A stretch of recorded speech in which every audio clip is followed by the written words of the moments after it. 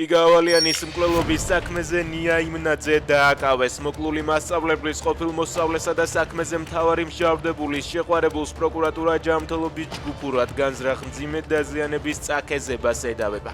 კადრებისადაც ჩანს, რომ იმნაძის სახლში პოლიცია იყო მისული, მისმა ადვოკატმა გაავრცელა. არასრულწლოვანი შეუძლოდ გახდა და კლინიკაში გადაიყვანეს, სადაც ის ამ დრომდე რჩება. უხელ ასევე დააკავეს ანასტასია ბერუაშვილიც, რომელსაც დანაშაულის შეუტყობინებლობას ედავებიან. ელექტროენერგიის მესამე მასშტაბური გათიშვა საქართველოში. სახელმწიფო ელექტროსისტემა ირწმუნება, რომ მთელი ქვეყნის მოულოდნელი ჩაბნელების მიზეზი ენგურჰესზე წინასწარ დაგეგმილი სამუშაოები იყო, თუმცა ამის შესახებ მოსახლეობა ინფორმირებული არ ყოფილა. გათიშვის დროს მოქალაქეების ნაწილი მეტროს ვაგონებსა და საქალაქთაშორისო მატარებლებში აღმოჩნდა, ნაწილი კი ლიფტებში გაიჭედა. კოსტავას ქუჩაზე შუქნიშნების გამო ერთო ადგილზე კი მანქანა კვეითს დაეჯახა.